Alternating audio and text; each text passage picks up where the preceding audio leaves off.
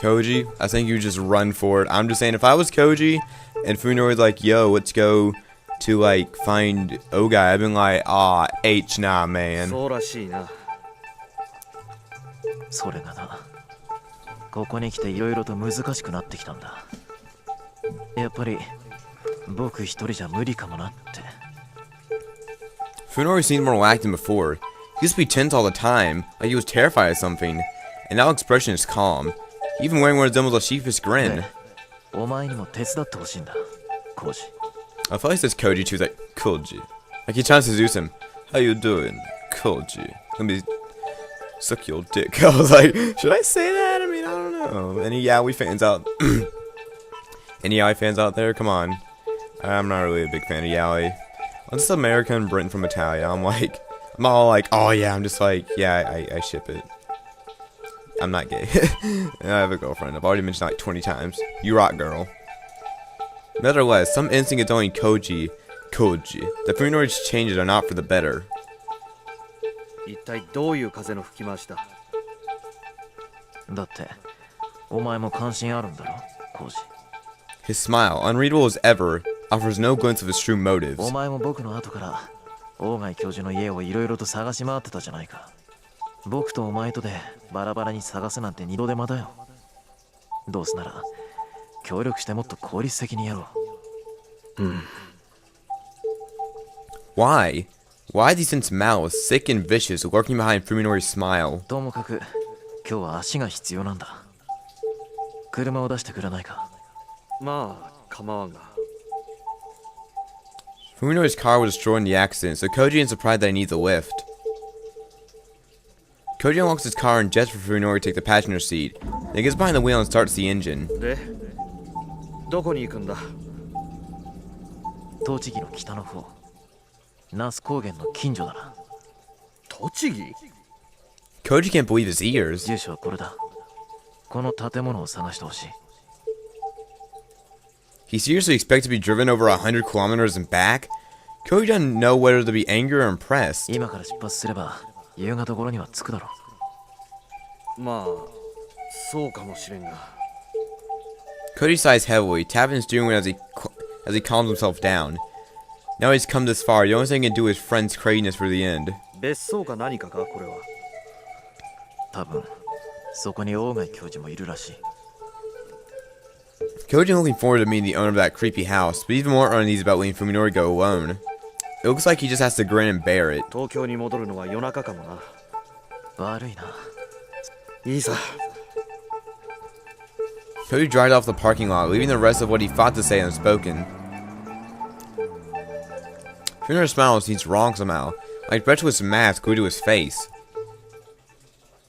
Going on a road trip. Okay, we're not going on a road trip. I want to see a road trip with Fuminori and Koji.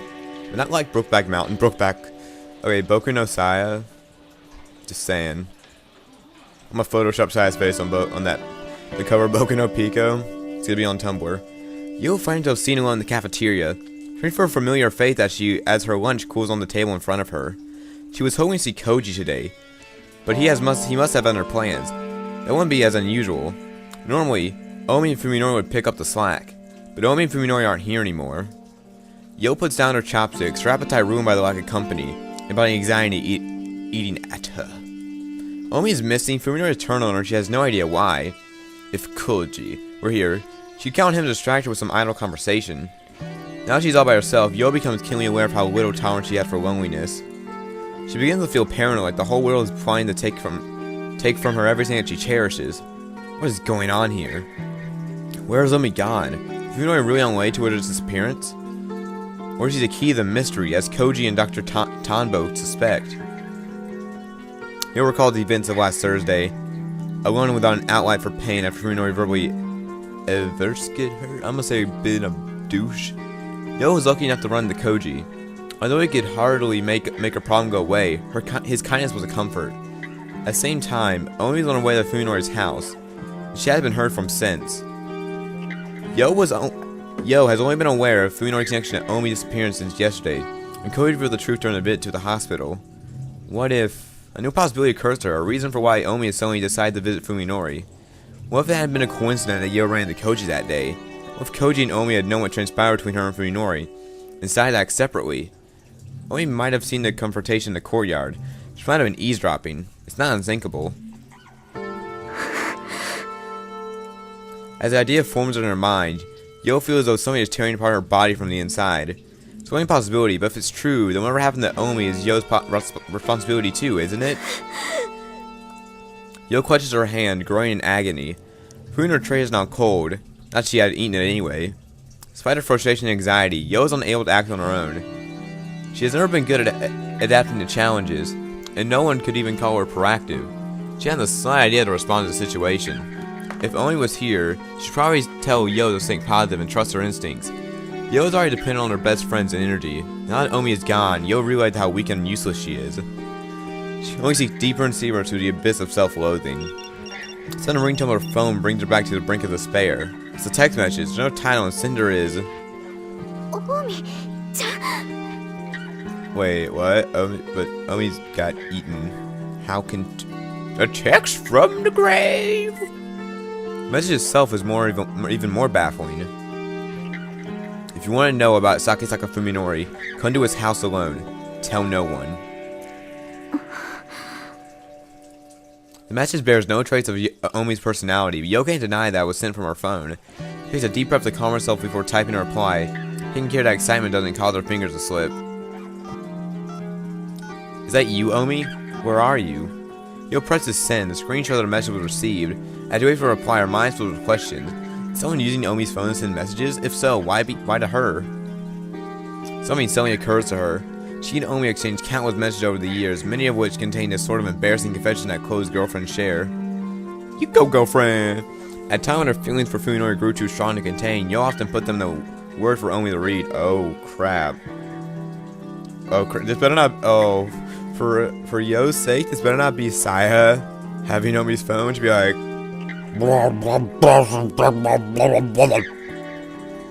The way put a password on her phone, even if she had, the person who sent the message was obviously able to unlock it. Means that whoever it is has full access to her history. Do you want to know about Sakisaka Fuminori? Yo read the strange message one more time. Whoever sent it must believe that Yo has an interest in Fuminori. The phone rings again, startling Yo, but she quickly recovered and looked at the screen. No title, and the sender is still Takahata Omi. I'll tell you everything when we meet. Come alone. Tell no one. You know, okay. If I got a text like that from one of my really close friends, I wouldn't go. I'm sorry. I'd be like, screw it. Don't be a hero. Well, actually, Yo can't be a hero. Her saggy breasts and shit. Maybe they're fake. It's not Omi. She never tried to scare Yo with such a mean-spirited prank. Anxiety brought Yo almost to tears. Her mind isn't able to deal with something like this. Who was using Omi's phone and promising to reveal Fuminori's secret? Who? Probably Doctor. The Doctor. The joke is Doctor Who. Yo desperately wants advice from Koji, from anyone. She even starts to dial Koji's cell, but sudden suspicion stops her. Since there might be someone nearby watching her at this very moment, a cold chin running down her spine, she looks futilely around the cafeteria. Come alone. Tell no one. Lifeless character on the screen like a knife against her throat. However, Yo clutches her phone and forces her heart to stop pounding. Isn't this cowardly is exactly what she hates most about herself? Doesn't she want to know what she is capable of? Don't you want to do more than just sit and wait? You'll realize that her hand is shaking. How easy it is to be just to give in to her cowardness, to convince herself that Omi and Fuminori are beyond her reach. That's what she truly wants, even if it means abandoning and dignifying her and what I apologize. She wants to flee from the unknown. She also knows that even escape is beyond her. Yo understands herself well. She knows that no matter how far she runs, regret and self-willing will consume her after everything else has fallen apart. And yet Yo is unable to overcome her cowardliness alone. She lacks both the willpower and the courage to run. Aw, poor Yo. Wait, she's actually doing this? What? No. Yo, don't do it, girl. Run. Considering that Fuminori's not home and Saya's a freaking monster, she's probably gonna eat you. Run. The afternoon silence is somehow foreboding. No shit. A sting in the air, the stink of garbage left out to rot. Even this perfectly normal resident neighborhood comes ominous to Yo in the current state. Here she's standing in the middle of a necropolis. What? A necro... I like where dead people are. If anything, the house around her is dead. Okay. Yo pushes her feet aside and presses the buzzer on the Sakisaka house front gate. Funori was in the class today. Is he home? He couldn't send those awful messages, could he? She didn't know what to consider the possibility, but she forced the unwelcome thought from her mind. There's no response from the intercom. Yo doesn't know, of course, that Omi stood in the same spot 1 week ago. She heard the silent intercom and saying confused that Yo was experiencing now. She, however, was not forced away as Omi was. The phone in her pocket rings, catching her off guard. Don't do that, Yo. Okay, Yo, don't do that. That scared me, actually. It's another text message from Omi's phone. Come in. The door. He looks around quickly, a shiver running through her as she realizes that she's being watched. Rooting furiously for her observer, Yo spots movements out of the corner of her eye. On the second floor of Sakisaka house, a tightly drawn window curtain just fluttered. First who sent the message inside the house. Only now does Yo realize that every other window has its storm shutters closed. No matter what happens inside, no one will ever know. This time, she never gives in to the intense urge to flee. Do it! Do it! This is like why people in horror movies always die. If there was a black person in this movie, he'd die first. Well, Omi is kind of the sassy black woman, and she did die first. All the voices I give her, they're like, "Oh no, you didn't, my home. Don't be mad with my home girl. Girl, hold my phone." And then Sai's like, "Oh," and just eats you. But the terror she feels towards her invisible watcher is stronger, and would not permit her to turn back upon the open window. Run, just run. She has nowhere to run. Yo bursts in tears, unable to take a single step. The phone in her hand rings again, demanding that she enter. She stepped through the gate. Oh god. Freaking hair, I swear. It's like my hair, like my headset, it covers like my ears, so it gets like the hair because I have long hair. I need to kind of shower, but this is not the point. When she enters the house, no worrying stench assaults her nostrils.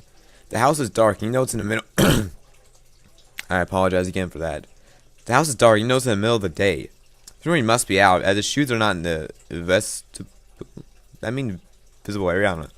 However, Yo catches sight of a different pair of stuff behind the shoe cupboard. They look familiar, so she puts the shoes for a closer look. As soon as she recognizes them, her mind tries desperately to deny reality. They are identical to Omi's favorite shoes. Yo has been seen her wearing them many times before. That doesn't mean Omi is here, she tells herself. It might belong to someone else, someone who brought the same shoes from the same store. There's no way Omi could be here. Is there? And in a sudden flash of clarity, Yo presses the most frequently used speed dial button on the phone still in her tightly clenched fist. The phone dials Omi's number. Okay, this is getting intense for me, and I've read this. At least 1 second we're still going to reach the nearest relay station, and then a familiar ringtone echoes through the house. The unmistakable sync of the sound of Omi's phone. It's coming from the second floor. Someone must be still up there in the room with the moving curtains. Omi's phone rings for a few more seconds. It didn't stop. Whoever totally realizing Yo's intention. For the first time, Yo feels a definite presence of her foremost guide. I would run. She gathers her courage to call out the house, but there's no response. Whoever must be not want to be seen. Swallowing hard, Yo walks down the hallway to the staircase. Maybe it's Omi. Maybe it's Fuminori. Surely it's just the two of them playing a prank on her. Cody might be there with them. His mind filled with the comforting image of her friends. She believes that there is still hope. Otherwise, she would not take another step.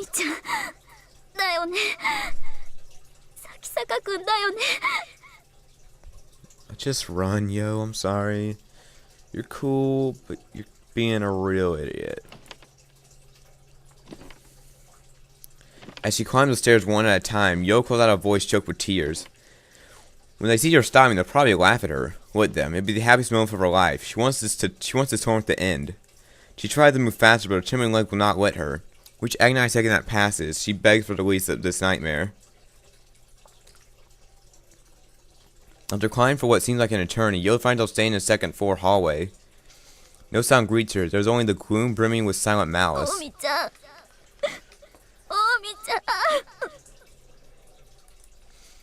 She shuffles forward, calling out in a weak voice.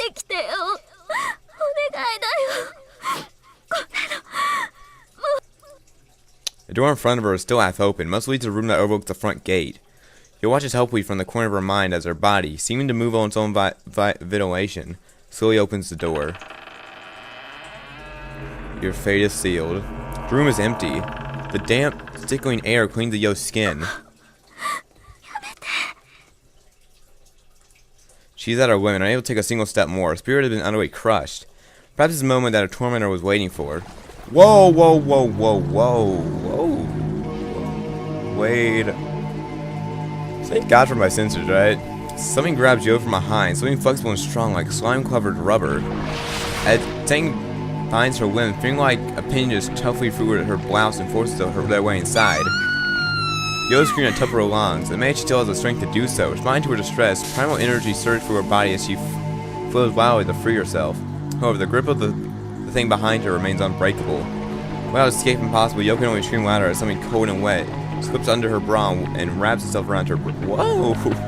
Dang, Sai, you perverted. Or is this Battler? We all know Battler do gay. Oh. Whoa. I'm not reading that. I'm not reading that. You can read that for yourself.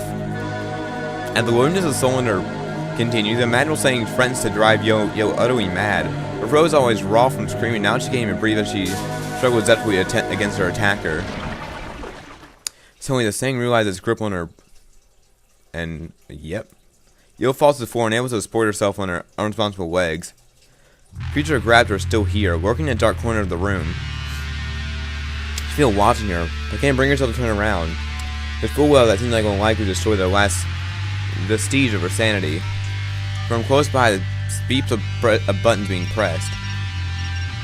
Yo hears a cheerful electric sound, terrified out of place in this room, and sees the phone in her hand blink coldly. A new text message has arrived. She's powerless to stop herself from reading the characters on the screen. The predator of the process of biggest sloth. I bet you'll get your good for attracting males. Now she has her answer. The message from Omi's phone was sent by the Saint that mauled her boobies. The girl's been tiny, sobbing ball, unable to raise her voice or even move. The creature makes a burble sound. A burping sound. You'll somehow understand that that is laughing at her.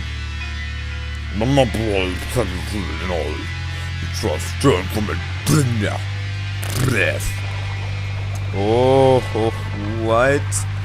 Something seizes and then slowly her legs until it covers her entire body. Some primal Mimo instinct tells her exactly what's going on. She'll be... Wow.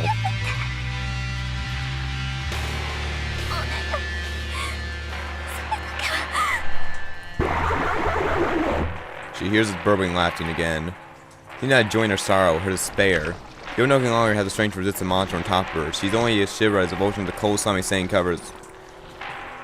Her sight grows dim as her mind sinks deeper and deeper to a black, swamp-like abyss. Yep, this is happening, guys. I won't kill you. I won't kill you. Though her mind is now barely functional, Yo hears a whisper to her inside her head. It's the voice of a young girl, sweet and sinister, with the cruel innocence of a child gleaming pluckily the wings from a butterfly.